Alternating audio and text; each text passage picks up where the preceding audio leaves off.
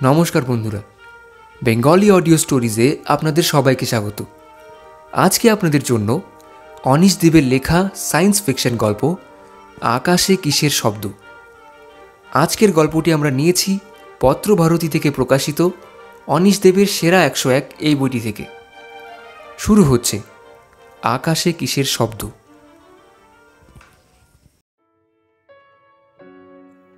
আপনারা সকলেই জানেন, গত 11ই নভেম্বর শনিবার বেলা 12টা নাগাদ দক্ষিণ কলকাতা ও দক্ষিণের শহরতলির বিস্তীর্ণ এলাকায় এক ভয়ঙ্কর বিস্ফোরণের শব্দ শোনা যায়।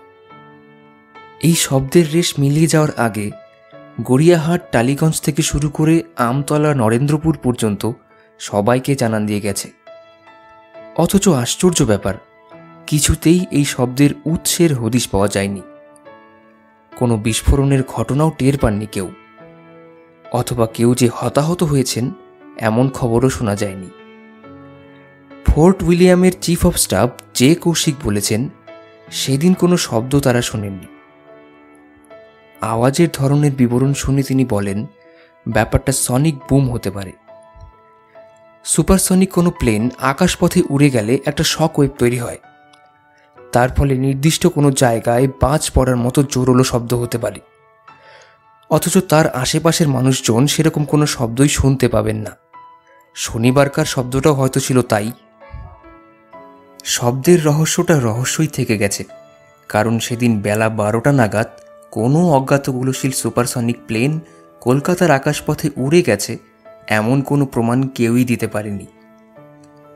অথচ প্রচণ্ড শব্দ যে একটা হয়েছে তাতে কোনো ভুল নেই। আর বহু বাড়ির কাচের জানালাও যে তখন ঝনঝন শব্দে ভেঙে পড়েছে তাও তো মিথ্যে নয়। তাহলে কিসের শব্দ শোনা গিয়েছিল নভেম্বরের 11 তারিখে? এই প্রশ্নের উত্তর খুঁজতে গিয়ে বিজ্ঞানীরাও বিস্তর মাথা কামিয়েছেন। Sonic boom, Mach number, Mach cone ইত্যাদি বিষয় নিয়ে নানান রচনা প্রকাশিত হয়েছে নানান পত্রপত্রিকায়। এমনকি অস্ট্রিয়ার বিজ্ঞানী আর্নস্ট ম্যাকের জীবনীও ছাপা হয়েছে একটি কিশোর পত্রিকায়। তার ফলে বিজ্ঞানী ম্যাকের নাম থেকেই যে ম্যাক নাম্বার, ম্যাক কোন এইসব ব্যাপার নামকরণ করা হয়েছে সেটাও জনসাধারণ জেনে ফেলেছেন। কিন্তু এত সত্ত্বেও শব্দের কারণ কেউই জানতে পারেনি, কারণ এতদিন আমি মুখ খুলিনি, আর শুভদীপের গোপন পরীক্ষার কথাও কাউকে বলিনি। সেই সঙ্গে শুভদীপের স্ত্রী রনিতার কথাও খুলে বলা হয়নি কাউকে। ফলে নিখোঁজ বিজ্ঞানী শুভদীপ পাল চৌধুরীর সঙ্গে এই বিস্ফোরণের যে কোনো সম্পর্ক আছে সে কথা কেউ বুঝতে পারেনি। কিন্তু আর অপেক্ষা করার কোনো মানে হয় না, কারণ গতকালই শুভদীপের পাঠানো একটা মোটা খাম আমার ঠিকানায় এসে হাজির হয়েছে। আমাকে লেখা শুভর শেষ চিঠি। চিঠিটা আমি যতই পড়েছি ততই অবাক হয়েছি। চিঠি তো নয়, সে যেন শুভদীপের জীবনের এক গোপন অধ্যায়ের বিবরণ। কি করে একটা সাধারণ ব্যাপার থেকে ওর জীবন এরকম বিপজ্জনক দিকে এগিয়ে গেল তা ভাবতে অবাক লাগে। অথচ শুভদীপ উচ্ছল হাসি খুশি ছিল। ছাত্র জীবন থেকেই ওকে দেখেছি আমি। যেমনই বুদ্ধিদীপ্ত ওর কথাবার্তা তেমনই প্রিয় ছিল সকলের। আর ওর দরাজ তিলখোলা হাসি আমি যেন এখনো শুনতে পাই। যদিও জানি শুভদীপ আর কখনো হাসবে না, কাঁদবে না, এমনকি আমার পিঠে এক জোরালো থাপ্পড় কষিয়ে আর কখনো বলে উঠবে না, বুঝলি শালা, বিজ্ঞান নিয়ে পড়াশোনা করলেই কেউ কখনো বিজ্ঞানী হয় না। আমি ওর কথায় মোটেই আহত হতাম না, কারণ আমরা বেশিরভাগই বিজ্ঞান নিয়ে পড়াশোনা করি পরীক্ষায় বেশি নম্বর পেয়ে পাশ করবার জন্য, ভালো ভালো চাকরি পাওয়ার জন্য, বিদেশে যাওয়ার জন্য, আর অধ্যাপনার দায়সারা কর্তব্য পালনের জন্য। আর শুভদীপ, ও বিজ্ঞান নিয়ে পড়াশোনা করত বিজ্ঞানকে ভালোবেসে। আমি তাও মজা করে ওকে বলতাম, তুই বুঝি বিজ্ঞানী? ইয়েস ব্রাদার, আমি রোজ মর্নিংয়ে বিজ্ঞান দিয়ে ব্রেকফাস্ট খাই। এ কথা বলেই শুভদীপ হো হো করে হেসে উঠত। শুভদীপ আমাদের অনেকের কাছেই প্রিয় ছিল, কিন্তু আমি বোধহয় ওকে সবচেয়ে বেশি ভালোবাসতাম। আমাদের ভালোবাসা এমনই ছিল যে সাহেবদের দেশ হলে হয়তো অন্যায় সম্পর্কের অভিযোগে হাজতবাস করতে হতো। শুভদীপ পড়াশোনা আর গবেষণা নিয়ে দিব্যি ছিল, কিন্তু রনিতাকে বিয়ে করার পর ওর জীবন হঠাৎই অন্যরকম হয়ে গিয়েছিল। সেই থেকেই ধীরে ধীরে ওর জীবনটা এগিয়ে গিয়েছিল গত 11ই নভেম্বরের দিকে। 11ই নভেম্বর সেই ভয়ঙ্কর শব্দটা শোনার সঙ্গে সঙ্গেই আমার মনটা যন্ত্রণায় মুচড়ে উঠেছিল, কান্না এসে গিয়েছিল গলায়। বুঝতে পেরেছিলাম আমার বহুদিনের প্রিয় বন্ধু শুভদীপ আর নেই। ওই আশ্চর্য শব্দের মাধ্যমে ওর বিচিত্র মৃত্যুটাকে ও ঘোষণা করে দিয়ে গেল। না, শুভদীপ আত্মহত্যা করেনি। জীবনে অনেক সুখ দুঃখ পেয়েছে, কিন্তু কখনো আত্মহত্যার কথা ভাবেনি। বরং আমি কখনো ওই প্রসঙ্গ তুললে ও হেসে বলতো, ব্রাদার, আত্মহত্যা করার সাহস যদি কারো থাকে তাহলে তার আর আত্মহত্যার প্রয়োজন হয় না। শুভদীপ হাসতো বটে, কিন্তু ওর মুখের আড়ালে আমি অনেক শোক গাথা টের পেতাম। অথচ রনিতাকে বিয়ে করার পর তখন সবে মাত্র 2 বছর কেটেছে। শুভদীপের ব্যাপারটা নিয়ে এই 1 মাস আমি ভীষণ কষ্ট পেয়েছি। কলেজ জীবনে তোলা আমাদের গ্রুপ ফটোটা দেখেছি বারবার। ওর সুন্দর নিষ্পাপ মুখটা যেন আমার চোখে তাকিয়ে নীরবে বলছে, বুঝলি ভাই, আমি চললুম, তোরা সব দুধে ভাতে থাকিস। কথায় কথায় শুভদীপ শুধু বলতো, না ভাই, আমার ওসব পোষাবে না, আমি দুধে ভাতে মানুষ। এ কথা শুনে আমাদের আড্ডায় নতুন কোনো সঙ্গী ভাবত ও বুঝি খুব বড়লোক। তখন আমরাই হেসে ওর ঠাট্টার মর্মার্থ বুঝিয়ে দিতাম তাকে। বলতাম, শুভদীপের কেষ্টপুরের বাড়িতে 2টো গরু ছিল, সেজন্যই ওর খাদ্য তালিকায় প্রধান আইটেম ছিল দুধ ভাত। বাবা মায়ের চাপে এই মেনু ওকে প্রায় 20 বছর সহ্য করতে হয়েছে। তারপর ফিজিক্স নিয়ে এমএসসি পার্ট 2 দেওয়ার সময় ও একদিন সগর্বে জানালো ও আর দুধ ভাত খাচ্ছে না। আমরা সবাই জিজ্ঞেস করলাম, কেন? ও বেশ দুঃখ দুঃখ মুখ করে জানালো ওদের গরু 2টো বিক্রি করে দেওয়া হয়েছে, কারণ ওর বাবা বলেছেন এখন সে বড় হয়ে গেছে, তাই আর গরু 2টোকে লেখে লাভ নেই। ওর কথায় আমরা হো হো করে হেসে উঠেছি। গতকাল অনেক রাত পর্যন্ত আমি ওর চিঠিটা পড়েছি। চিঠি তো নয়, সুদীর্ঘ এক কাহিনী। সেই লেখা পড়ার পর বাকি রাতটা আমি আর ঘুমোতে পারিনি। আমার কানের কাছে 11ই নভেম্বরের সেই শব্দটা আবার বেজে উঠেছিল। একবার নয়, বারবার, যেন কামান দেগে ওর মৃত্যুটাকে রাষ্ট্রীয় সম্মান জানানো হচ্ছে। আজ সকালে নতুন সূর্য দেখার পর আমার মনটা যেন খানিকটা আশ্বাস পেল। মনে হলো শুভর কথাটা আমি যদি সবাইকে জানাই তাহলে শুভর আত্মা বোধহয় খানিকটা তৃপ্তি পাবে। আর রনিতাও বোধহয় অখুশি হবে না, কারণ শুভকেও ভীষণ ভালোবাসত। অবশ্য রনিতাও তো এখন আর নেই। শুভর শেষ চিঠি পড়ে ব্যাপারটা জানতে পেরেছি আমি, কারণ গত 1 বছর ধরে শুভ আমার সঙ্গে সেরকম কোনো যোগাযোগ রাখত না। শুধু মাঝে মাঝে খেয়াল খুশি মতো ফোন করত।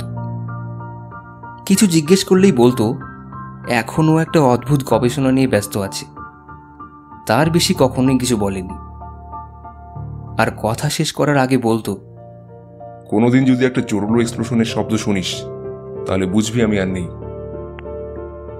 এখন আমি সব বুঝতে পেরেছি। শুভর শেষ চিঠি আমার সব প্রশ্নের উত্তর দিয়ে গেছে।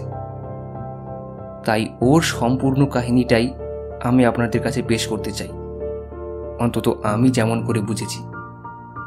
আর আগেই তো বলেছি, এখন আর চুপ করে থাকার কোনো মানে হয় না।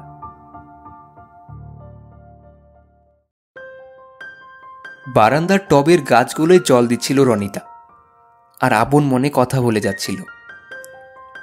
আসলেও প্রাণ ভরে গালমন্দ করছিল হতছাড়া চড়ুই পাখিগুলোকে। দুষ্টু পাখিগুলো রোজই ওর সাধের গাছের কচি পাতা আর ফল ঠুকরে ঠুকরে খেয়ে যায়। শুভদীপ ওর পড়ার টেবিলে বসে বই আর কাগজপত্র নিয়ে কাজে ব্যস্ত ছিল। ডান হাতের কাছে চায়ের কাপ। সামনের জানালা দিয়ে দেখা যাচ্ছে সকালের সূর্য। বারান্দায় যেটুকু চোখ পড়ে তাতে রঙিন মরশুমি ফুল, 2-1টা চঞ্চল চড়ুই পাখি, সবুজ গাছের পাতা আর রনিতাকে দেখা যাচ্ছে। এই সকালবেলার শীতের আমেজ ঘেরা পরিবেশে সবই সুন্দর, রনিতাও। ঠিক এই সময়টা শুভদীপের মনে হয় বিজ্ঞানের গবেষণা ছাড়াও বেঁচে থাকার অন্যান্য আরও আকর্ষণ চারপাশে ছড়িয়ে আছে। কিন্তু রনিতার কথা ওর নরম ভাবনায় বাধা দিচ্ছিল বারবার। রনিতা, চড়ুইগুলো এখনো এতটাও সভ্য হয়ে ওঠেনি যে তোমার বাংলা ভাষা বুঝবে। শুভদীপ ঠাট্টা করে কথাটা জানলা দিয়ে ছুড়ে দিল। বাংলা ভাষা না বুঝুক, লাঠির ভাষা তো বুঝবে। রনিতা জানালার কাছ থেকে এগিয়ে এলো। দেখা গেল ওর হাতে চড়ুই তাড়ানোর জন্য মানানসই একটা কাঠি। সকালের মন ভালো করা আলোয় রনিতাকে খুব সুন্দর দেখাচ্ছিল। শুভদীপ ওকে দেখলো একটু অবাক হয়ে। রনিতা এত সুন্দর, অথচ এত কথা বলে। বিয়ের পর বছরখানেক যেতে না যেতেই রনিতার কথা বলার বাড়াবাড়ি বাতিকটা টের পেয়েছে শুভ। রনিতা কখনো অল্পে থামে না। একদিন সন্ধ্যাবেলা চায়ের কাপ হাতে নিয়ে ওকে জিজ্ঞেসও করেছে, তুমি এত কথা কেন বলো রনিতা? আমি বেশি কথা বলি? আমি? অবাক হয়ে স্বামীর দিকে ঘুরে তাকিয়েছে রনিতা। তখনও নিজের শাড়ি জামা কাপড় ঠিকঠাক করে আলমারিতে গুছিয়ে রাখছিল। আলমারির কাছ থেকে একটু চোখা স্বরে ও আরও বলল, শেষকালে তুমি আমায় এই বদনাম দিলে? জানো সত্যি সত্যি টকেটিভ কাদের বলে? যারা অপ্রয়োজনে বাড়তি কথা বলে। আমি তো দরকার ছাড়া একটি কথাও বলি না। আমাকে তুমি আর যাই বলো, টকেটিভ বলতে পারবে না। জানো তো আমাদের। হাত তুলে ওকে বাধা দিল শুভ। থাক থাক বাবা, আমারই ভুল হয়েছে। তুমি বিন্দুমাত্র টকেটিভ নও, বরং খুবই লক্ষ্মী মেয়ে। তুমি কি যাও আমি বোবা হয়ে থাকি? শুভ বুঝতে পারল রনিতা একটু সিরিয়াস হয়ে গেছে। তাই ও চায়ের কাপ টেবিলে নামিয়ে রেখে উঠে গেল আলমারির কাছে। দুহাতে আলমারির খোলা পাল্লা ধরে রনিতাকে আগলে দাঁড়ালো। তারপর গাঢ় গলায় বলল, এখন আমি তোমাকে 2-4 সেকেন্ডের জন্য বোবা করে দেব। রনিতা একটু অবাক হয়ে বলল, তার মানে এই। বলে রনিতাকে হতভম্ব করে দিয়ে চট করে ওকে একটা চুমু দিল শুভদীপ। সত্যি সত্যি 2-4 সেকেন্ড পর ব্যাপারটা শেষ হতেই রনিতা আলতো রাগের ভান করে বলল, এটা কি হলো? শুভদীপ হাসতে হাসতে জবাব দিল, চুমু খাওয়া হলো, এতে আর রাগের কি আছে? আমি তো তোমার অফিসিয়াল চুম্বক, মানে ম্যাগনেট। চুম্বক? রনিতা আরও অবাক। শুভ হেসে বলল, ব্যাকরণ পড়নি ভালো করে? চুম্বন যে করে সেই হলো চুম্বক। আমি তোমার হাজব্যান্ড, সো অফিসিয়াল চুম্বক। এরপর রনিতা আবার স্বাভাবিক হয়ে গেছে। বেশি কথা বলার অভিযোগটা নিয়ে আর মাথা কামায়নি। কিন্তু রনিতার বেশি কথা বলার ব্যাপারটা ধীরে ধীরে শুভদীপের মাথায় বাসা বেঁধে ফেলল। ও যখন রনিতার সঙ্গে কথা বলতো তখনই ওর মাথার ভেতরের বিজ্ঞানী মন তার কাজ করে যেত। সুতরাং একদিন কাজের বউয়ের বিনা নোটিসে কামাই করা নিয়ে রনিতা যখন সুদীর্ঘ তাৎক্ষণিক বক্তৃতা সবে শেষ করেছে তখন শুভ বলে বসল, রনি, একটা নতুন আইডিয়া এসেছে আমার মাথায়। রনিতা প্রায় অপ্রস্তুত হয়ে জিজ্ঞেস করল, কি আইডিয়া? শুভ ওকে কাছে টেকে নিয়ে বসালো। তারপর আগ্রহ দেখিয়ে বলল, মন দিয়ে শুনে বোঝার চেষ্টা করো। যদিও ব্যাপারটা বিজ্ঞানের, তবু মনে হয় না তোমার বুঝতে অসুবিধা হবে। রনিতার বিষয় ছিল ফিলোসফি। বিজ্ঞান সম্পর্কে ওর বিচিত্র আতঙ্ক আছে, কিন্তু শুভকেও জানে বিজ্ঞানের ব্যাপারে শুভ বেশ একরোখা। নতুন আইডিয়ার ব্যাপারটা যখন ও রনিতাকে শোনাতে চায় তখন ও শোনাবেই। রনিতা ছোট্ট করে ঘাড় নাড়তেই শুভ বলতে শুরু করলো, দেখো, শব্দ হলো এক ধরনের শক্তি। যেরকম আলো, তাপ, এসবই হলো শক্তি। শক্তির কোনো বিনাশ নেই, তবে রূপান্তর হতে পারে। আমাদের এই মহাবিশ্বে আদিম অবস্থায় যে পরিমাণ শক্তি ছিল এখনো তাই আছে, শুধু শক্তির নানা রকমের রূপান্তর হয়েছে। রনিতা বলল, আমার একটু একটু গুলিয়ে যাচ্ছে, কিন্তু কিন্তু নো প্রবলেম, তুমি বলে যাও। তোমাকে তো বললাম শব্দ এক ধরনের শক্তি। এই যে তুমি এতক্ষণ ধরে কাজলের মায়ের কামাই নিয়ে এত কথা বললে, তাতে অনেক শব্দ হলো। এত কথা আবার বললাম কোথায়? আমি তো শুধু বললাম ও যে আসবে না সেটা আগে। রনিতা প্লিজ, আমাকে আগে বলতে দাও, তারপর যত খুশি কথা বলো। রনিতার মুখ সামান্য গোমরা হলো। শুভদীপ সেটা তেমন গুরুত্ব দিয়ে খেয়াল না করে বলে চলল, তোমার উচ্চারণ করা শব্দগুলিকে যদি আমি রূপান্তর ঘটাতে পারি তাহলে হয়তো দেখা যাবে বেশ খানিকটা বিদ্যুৎ শক্তি পাওয়া গেল। মানে সাউন্ড এনার্জি থেকে ইলেকট্রিক্যাল এনার্জি। বলা যায় না, তোমার একটু আগের বলা কথাগুলি থেকে হয়তো 15 ওয়াটের একটা বাল্বকে মিনিট 5 জ্বালানো সম্ভব। রনিতা ঝট করে উঠে দাঁড়ালো। ও ওর ফর্সা মুখে কালচে ছায়া পড়েছে। শুভদীপের দিকে না তাকিয়েই ও বলল, ব্যাপারটা তোমার কাছে খুব মজার মনে হচ্ছে, তাই না? শুভদীপ একটু সাবধানী গলায় বলল, হ্যাঁ মানে মজা তো একটু আছেই, তবে আসল কথাটা আর কি যা বললাম তা বোধহয় খুব একটা মিথ্যে নয়। রনিতা সহজ হওয়ার ভান করে রান্নাঘরের দিকে পা বাড়ালো। অনেকটা নিজের সঙ্গে কথা বলার ঢঙেই বলল, তুমি উচ্চশিক্ষিত সায়েন্টিস্ট মানুষ, তাই সব ব্যাপারে তোমার কথাই শেষ কথা। শুভ পাল্টা জেদ দেখিয়ে বলল, বিজ্ঞান কখনো মিথ্যে কথা বলে না। সেই মুহূর্তে ছন্দপতন ঘটে গিয়েছিল। কিন্তু শুভদীপ একটা হিসাব করছিল মনে মনে। আচ্ছা, এইটুকু সময়ের মধ্যে কতগুলো শব্দ উচ্চারণ করলো রনিতা? 200, 300, নাকি আরও বেশি শব্দ উচ্চারণ করেছে? এই রকম 7-5 ভাবতে ভাবতে শুভদীপ ঠিক করলো ও গুনে দেখবে। এরপর থেকে হিসেব করে দেখবে 24 ঘন্টায় রনিতা কত কথা বলে, মানে কটা শব্দ উচ্চারণ করে। তারপর তা থেকে হিসেব করবে প্রত্যেক শব্দ উচ্চারণের পেছনে ঠিক কত আর্ক বা জুল শক্তি খরচ হয়। তারপর উত্তরটাকে নিয়ে আসতে হবে ওয়াট ঘন্টা বা কিলোওয়াট ঘন্টা এককে। তখনই বোঝা যাবে রনিতা কদিন কথা বললে সেই শব্দ শক্তি থেকে একটা 15 ওয়াটের বাল্বকে মিনিট 5 জ্বালানো যাবে। এরপর থেকে রনিতার উচ্চারণ করা শব্দ গুনতে শুরু করেছে শুভদীপ। তখনই বুঝতে পেরেছে বলা যত সহজ, বাস্তবে কাজটা তত সহজ নয়। কিন্তু বিজ্ঞান গবেষক শুভদীপ তাতে পেছপা হয়নি। একটা নতুন বিষয় নিয়ে গবেষণা যে কোনো খাঁটি গবেষকের কাছে এক রোমাঞ্চকর ব্যাপার। শুভদীপ এই রোমাঞ্চকর নেশায় ডুবে গেল। ও খুঁটিয়ে লক্ষ্য করে দেখল, কোনো মানুষ কথা বলার সময়ে উচ্চারণ করা শব্দগুলোর মাঝে সেভাবে কোনো ফাঁক রাখে না, যেমনটা পাওয়া যায় লেখা কথার সময়। রনিতার কথা গুনতে গিয়ে ও ঠিক একই সমস্যায় পড়ল। কিন্তু তার চেয়েও সমস্যা হয়ে দাঁড়ালো রনিতার মেজাজ। প্রথম শুভদীপ যখন রনিতার কথা মনোযোগ দিয়ে শুনতে চেষ্টা করত, তখন মাঝপথেই কথা থামিয়ে রনিতা বলে উঠত, কি আপন মনে বিড়বিড় করছো? তুমি আমার কথা কিছুই শুনছো না। গুনলে কখনো আর শোনা যায়? শুভ তখন তাড়াতাড়ি রনিতার কথায় মন দিয়েছে। নিজের সাফাই হিসেবে বলেছে, না মানে একটু অন্যমনস্ক হয়ে পড়েছিলাম, প্লিজ আরেকবার বলো না। এভাবে বেশ কিছুদিন চেষ্টার পর শুভদীপ হাল ছেড়ে দিল। কিন্তু ওর মনে কেমন একটা জেদও চেপে বসল, একটা না একটা পথ ওকে বের করতেই হবে। এই চিন্তায় ও দিনরাত ডুবে রইল। বইপত্র আর কাগজ নিয়ে নানা রকম অঙ্ক কষল।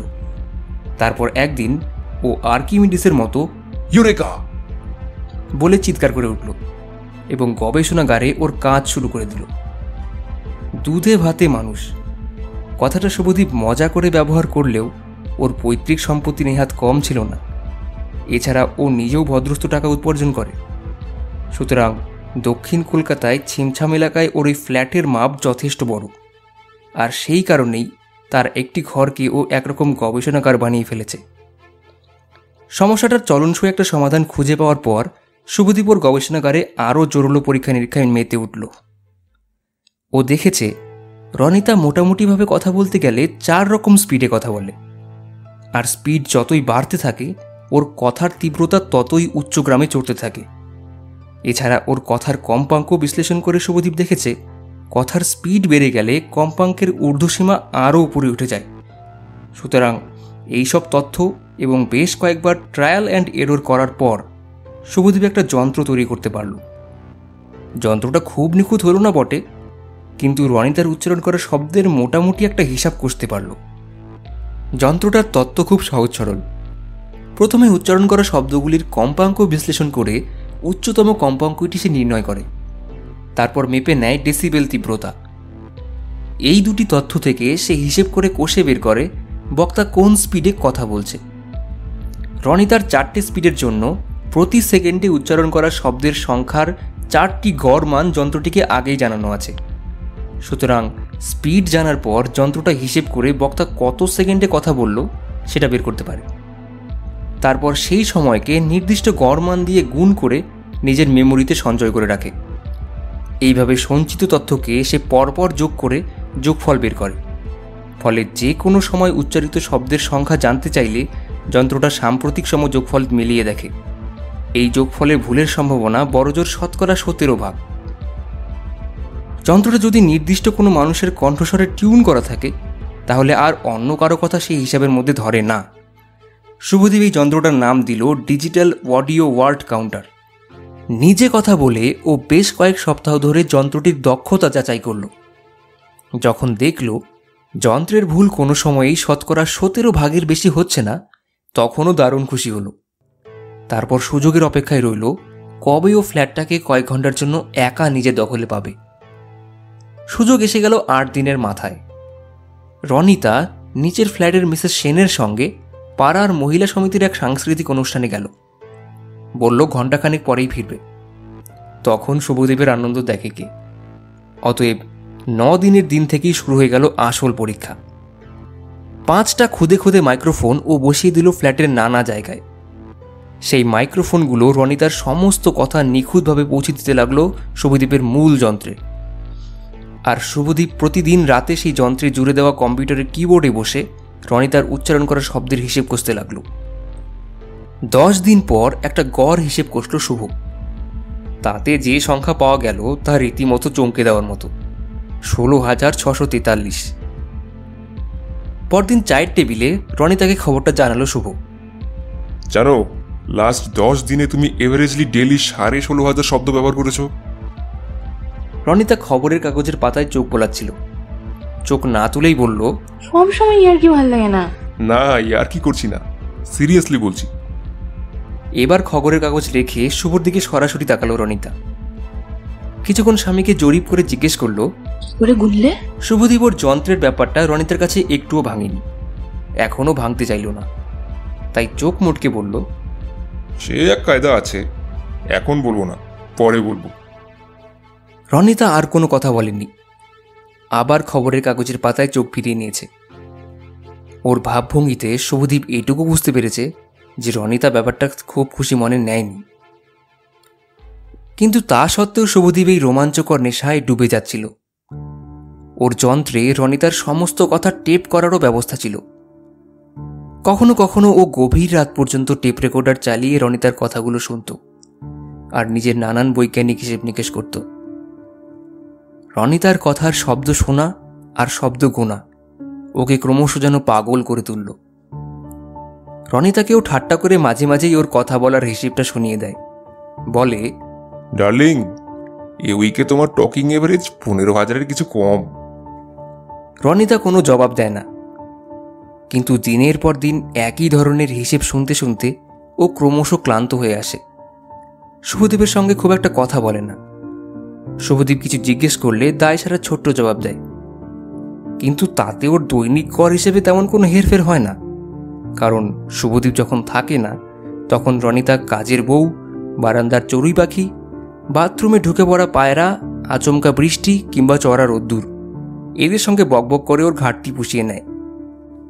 রনিতার সুন্দর চোখের তলায় ধীরে ধীরে একটা কালচে ছোপ পড়ছিল। এখনও সারাটা দিন কাজে ব্যস্ত থাকে। সেই ব্যস্ততা এমনই যে কাজ না থাকলেও ও সর্বক্ষণ এ ঘর ও ঘর করতে থাকে আর আপন মনেই বকবক করে যায়। শুভদীপ যখন ওকে কিছু বলতে চায় তখনও কেমন রুক্ষভাবে জবাব দেয়। চেহারা আগের তুলনায় অনেক ভেঙে গেছে, প্রায়ই হজমের গোলমালে ভোগে। শুভদীপ একদিন ওকে ডাক্তার দেখানোর কথা বলতেই রনিতা একেবারে ঝাঁঝিয়ে উঠল। বলল, আমি ঠিক আছি, কোনো ডাক্তার দরকার নেই আমার। দরকার আসলে। কথা শেষ করেনি রনিতা।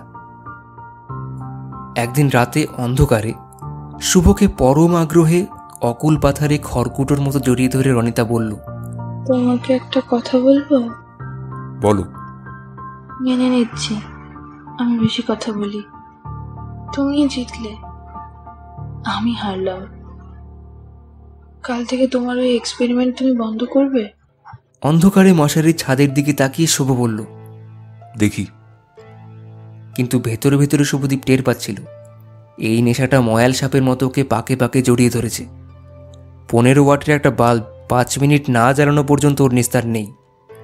একটা বিকৃত জেদ ভেতর থেকে ওকে তাড়িয়ে নিয়ে বেড়াচ্ছে।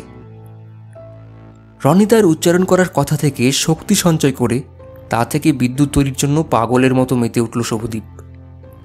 প্রায় 4.5 মাসের অক্লান্ত গবেষণায় ও তৈরি করল এক অভিনব যন্ত্র। তার নাম দিল এনার্জি ট্র্যাপার। এই এনার্জি ট্র্যাপার বা শক্তি ফাঁদ ওকে এতই খুশি করলো যে ও 5 দিন বিজ্ঞানের কাছ থেকে ছুটি নিল, আর রনি তার কথাও গুনল না। কিন্তু তারপর থেকেই ও আবার মেতে উঠল শক্তিফাদ নিয়ে। রনি তার টেপ করা কথাগুলোকে ও স্বাভাবিক ভলিউমে প্লেব্যাক করে তা থেকে পরীক্ষামূলকভাবে শক্তি সঞ্চয় করতে লাগলো। চৌম্বক ক্ষেত্রের মধ্যে স্ট্যান্ডে বসানো একটি ছোট্ট গোলকে শব্দ শক্তিকে ফোকাস করে কেন্দ্রীভূত করল শুভদীপ। তারপর অতি উচ্চ ক্ষমতা সম্পন্ন ফোর্স ফিল্ড প্রয়োগ করে সেই শক্তিকে বন্দি করল। আর তখনই চকচকে গোলকটা ভেসে উঠল শূন্যে। তার গায়ে আলো পড়ে অদ্ভুত এক বর্ণালী তৈরি করে ওটা যেন স্বপ্নের বুদবুদ হয়ে ঘরের মধ্যে ভেসে বেড়াতে লাগলো। শুভদীপ অবাক হয়ে দেখতে লাগলো রনি তার কথা ভেসে বেড়াচ্ছে ওর ল্যাবরেটরিতে, তার গায়ে বর্ণালীর খেলা। এরপর অন্তত মাসখানেক ধরে শুভদীপ ওর এনার্জি ট্র্যাপার নিয়ে নানান পরীক্ষা নিরীক্ষা করে চলল। এখন ওর ল্যাবরেটরির দরজা খুললেই দেখা যায় ছোট বড় অসংখ্য রঙিন বুদবুদ স্থির হয়ে ভেসে আছে ঘরের ভেতরে। বাতাসে সামান্য আলোড়ন তুললেই সেগুলো হেলে দুলে নড়চড়ে বেড়ায়। শুভদীপ ঘরের ভেতরে একটা চেয়ারে হেলান দিয়ে বসে ওগুলোকে দেখে, আর একটা অদ্ভুত তৃপ্তি ওর বুকের ভেতরে উকিঝুঁকি মারতে থাকে। একদিন সন্ধেবেলা কাজ থেকে বাড়িতে ফিরে শুভদীপ রনিতাকে বলল, রনি, আজ একটা গুড নিউজ আছে। রনিতা নিচু গলায় যান্ত্রিকভাবে বলল, কি? ডক্টর দত্ত, আমাদের ইনস্টিটিউটের ডিরেক্টর, বলেছেন আমার রিসার্চের 3rd স্টেজ সাকসেসফুল হলে এই বিষয়ে একটা নতুন প্রজেক্ট শুরু করবেন। আমি হব তার চিফ ইনভেস্টিগেটর। শুনে খুশি হলাম। রনিতার স্বরে কোনো প্রাণ ছিল না। জানো 3rd স্টেজ মানে কি? না, জানি না। শুভদীপের মনে হলো ও যেন কোনো রোবটের সঙ্গে কথা বলছে, কিন্তু তাতে ও দমে না গিয়ে বলল, 3rd স্টেজ মানে হচ্ছে একটা বাল্ব জ্বালানো 5 মিনিটের জন্য। রনিতা কোনো কথা বলল না, কোনো রকম প্রতিক্রিয়াও দেখা গেল না ওর মুখে। কিছুক্ষণ চুপ করে থেকে রনিতা বলল, যাই, তোমার জন্য চা করে গিয়ে। শুভ ওকে খুশি করার জন্য বলল, একবার ও ঘরে গিয়ে দেখবে চলো, ঘরময় কতগুলো রঙিন বল ভেসে বেড়াচ্ছে। ওই বলগুলোর ভেতরে তোমার কথার শক্তি লুকিয়ে আছে। ভাবতেই গায়ে কেমন কাটা দেয় না? রনিতা অস্পষ্ট গলায় বলল, আমি যখন থাকবো না তখন ওগুলো থেকে যাবে, তাই না? হ্যাঁ, তুমি তো তা জানো। বিজ্ঞানীরা চলে যায় একের পর এক, কিন্তু বিজ্ঞান থেকে যায়। রনিতা হঠাৎই গলা পাল্টে কেমন অসহায় সুরে বলল, আমার কথা তুমি একটুও ভাবো না। শুভদীপ মাথা সামান্য ঝুঁকিয়ে বলল, ভাবি ভাবি, কিন্তু আমার রিসার্চটা যে অনেকটা সময় নেয়। রনিতা রান্নাঘরের দিকে চলে গেল, আর শুভদীপ ওর গবেষণার 3য় ধাপ নিয়ে ভাবতে লাগলো। একটা ব্যাপার শুভদীপ লক্ষ্য করছিল, ওর সামনে রনিতা ইদানিং ভীষণ কম কথা বললেও সারাদিনে ওর টকিং এভারেজ আগের তুলনায় অনেক বেশি। শুভর ডিজিটাল অডিও ওয়ার্ড কাউন্টার সেই তথ্যটাই রোজ রোজ জানিয়ে দিচ্ছিল ওকে। রনিতার টেপ করা কথাগুলো রাতে শোনার সময় বেশ তাজ্জব হয়ে যাচ্ছিল শুভদীপ। আগে ওর কথাবার্তার পেছনে যদিও বা কোনো কারণ বা অজুহাত থাকতো, এখন সেসবের কোনো বালাই নেই। যখন তখন যা খুশি বকবক করে যায়। ও কথার কোনো মাথা মুন্ডু নেই, একেবারে যেন পাগলের প্রলাপ। রনিতা কথা বলতে এত ভালোবাসে? শুভদীপ মাঝে মাঝেই ভাবে এ নিয়ে গবেষণা বন্ধ করবে, কিন্তু ওর ভিতরে একটা জেদ আর কৌতূহলী মন ওকে থামতে দেয় না। একদিন শুভদীপের গবেষণার 3য় ধাপও সফল হলো। একদিন সত্যি সত্যি ও 15 ওয়াটের একটা বাল্বকে 6.5 মিনিটের জন্য জ্বালিয়ে রাখতে পারল। তখনও খুশিতে হাততালি দিয়ে উঠল বাচ্চা ছেলের মতো। ওর গবেষণা নিয়ে রনিতার সঙ্গে আবল তবল অনেক কথা বলল। আনন্দের ঝোঁকে ও খেয়ালই করল না রনিতার মুখে এক থমথমে ভাব। মাথা নিচু করে চুপচাপ বসে আছে, চোয়ালের হাড় স্পষ্ট হয়ে উঠেছে। সেদিন রাতে একটা দুর্ঘটনা ঘটে গেল। রাত তখন কত হবে শুভদীপ জানে না। জিনিসপত্র ভাঙচুরের শব্দ পেয়ে ওর ঘুম ভেঙে গিয়েছিল। প্রথমেই যেটা খেয়াল করলো রনিতা পাশে নেই।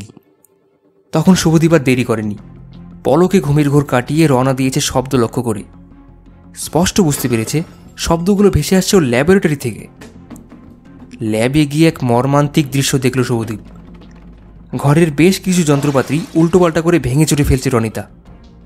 ঘরের বুদবুদগুলো এপাশে ওপাশে ভেসে বেড়াচ্ছে, আর অসহায় ভাঙাচোরা মেয়েটা মেঝেতে বসে হাউমাউ করে কাঁদছে। এসব কি হচ্ছে রনি? কাঁদছো কেন? রনি তার স্বামীর কথায় কোনো ভ্রুক্ষেপই করল না, আকুল হয়ে কেঁদে চলল। শুভদীপের কাছে ব্যাপারটা হেয়ালির মতো লাগছিল। ও অনেক করে রনিতাকে বোঝানোর চেষ্টা করল, কিন্তু কোনো লাভ হলো না। এক প্রচণ্ড জেদ রনিতাকে অন্য মানুষ করে দিয়েছে। ও শুভর কোনো কথায় কান দিল না, শুধু কথার ফাঁকে ফাঁকে জড়ানো গলায় কিসব বলল। কথাগুলো শুভদীপ ঠিকমতো বুঝতে না পারলেও দেখলে ওর ডিজিটাল কাউন্টারের ডিসপ্লে প্যানেলে সংখ্যার মান বেড়ে যাচ্ছে। অনেক চেষ্টার পর ক্লান্ত এবং বিরক্ত হয়ে শুভদীপ শোয়ার ঘরে ফিরে এলো। অন্ধকারে চুপচাপ শুয়ে রইল বিছানায়। তখনও ওর কানে রনিতার কান্নার গোঙানি ভেসে আসছে। ভোরবেলা শুভদীপই রনিতার মৃতদেহ আবিষ্কার করল। ডাইনিং হলে সিলিং পাখার সঙ্গে সারি বেঁধে চলে পড়েছে ও।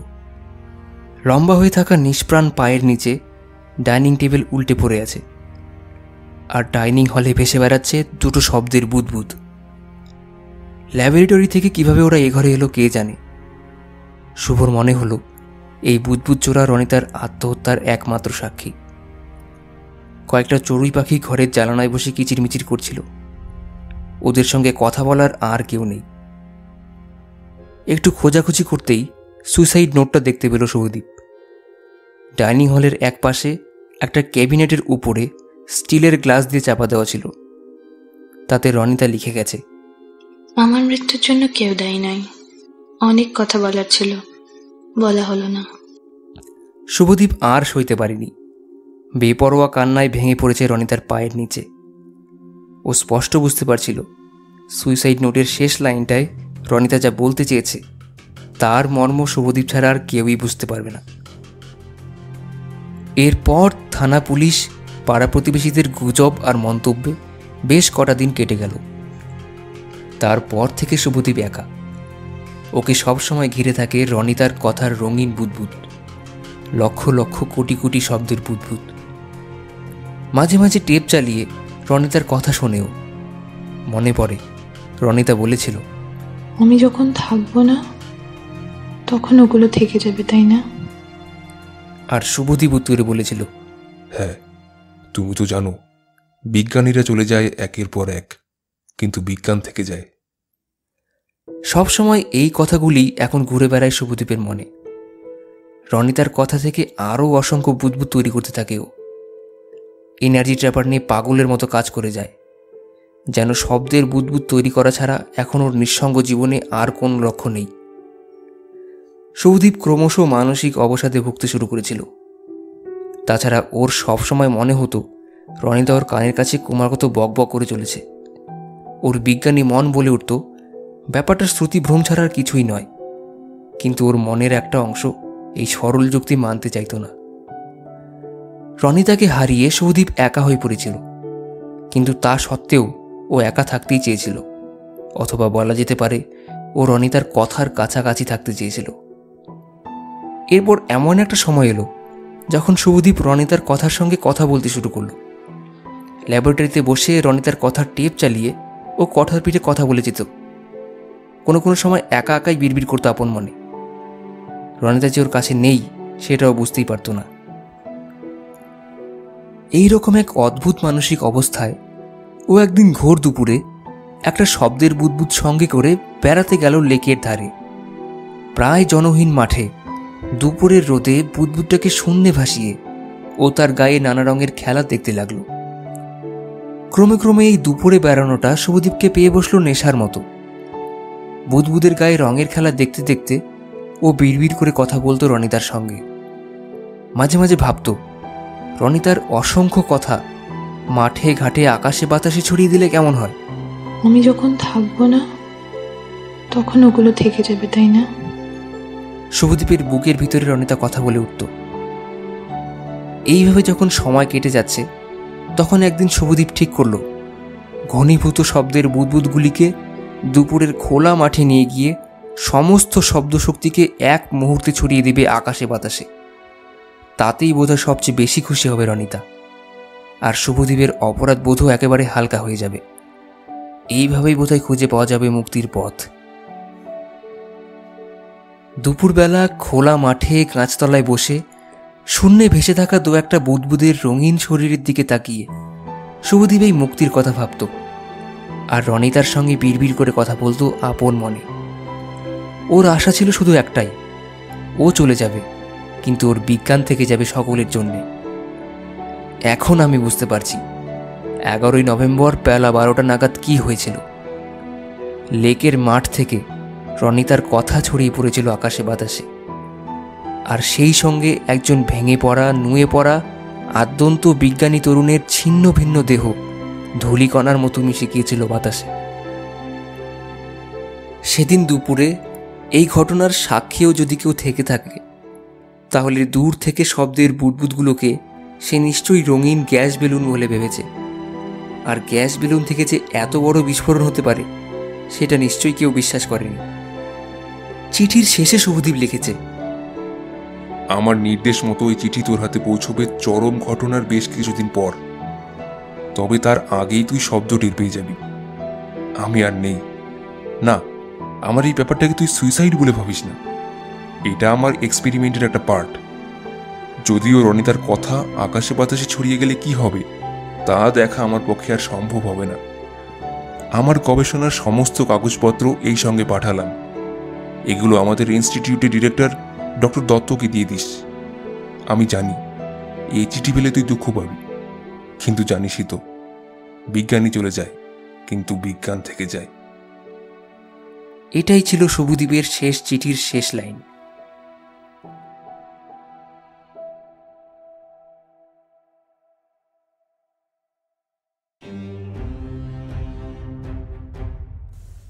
শেষ হলো আজকের গল্প, অনিশ দেবের লেখা আকাশে কিসের শব্দ। গল্পটি আপনাদের ভালো লেগে থাকলে প্লিজ ভিডিওটিকে লাইক করুন, শেয়ার করুন, আর নিজের মতামত কমেন্ট করে জানান। আর এরকমই গল্প আরও শুনতে আমাদের চ্যানেলটিকে প্লিজ সাবস্ক্রাইব করুন।